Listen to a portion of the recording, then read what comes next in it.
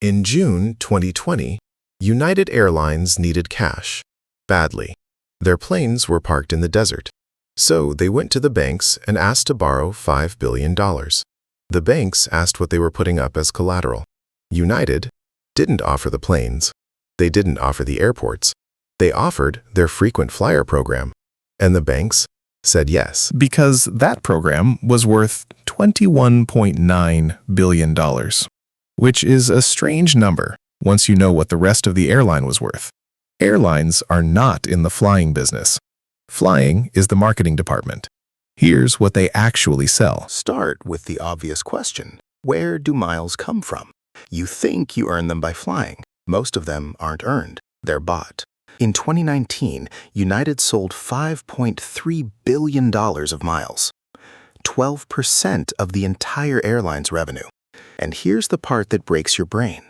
71% of that money didn't come from passengers. It came from credit card companies. Your bank pays real dollars, up to 2 cents each, for something the airline invents out of nothing.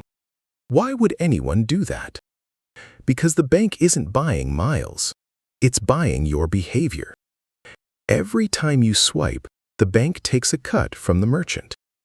The miles are the bait. The airline manufactures the bait, the bank buys it in bulk, and you do the swiping. Everyone gets paid with money that came out of the price of your coffee. So, what does it cost to make a mile? Almost nothing. It's a number in a database until you spend it.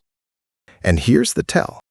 When United buys miles from its own loyalty program to hand to passengers, it pays about half what outside partners pay. Its own airline gets the discount. That program ran a 34% profit margin. Meanwhile, the actual flying business, jets, fuel, crews, airports, has spent most of 2 decades barely breaking even. One of those 2 businesses is good. It isn't the one with the planes. Which brings us back to 2020. American Airlines had its own program appraised. The valuation came back between $18 and $30 billion. For the points, not the planes. United ended up raising $6.8 billion against theirs. Investors weren't lending against aircraft. Aircraft lose value, burn fuel, sit in deserts. They were lending against 100 million people who believed their points are worth something, which is the uncomfortable part. In that program, you're not the customer. You're the collateral. And because the airline both prints the currency and sets the prices, it can devalue your balance whenever it likes. No announcement, no rules. Every award chart update is a controlled inflation event on a currency with no central bank.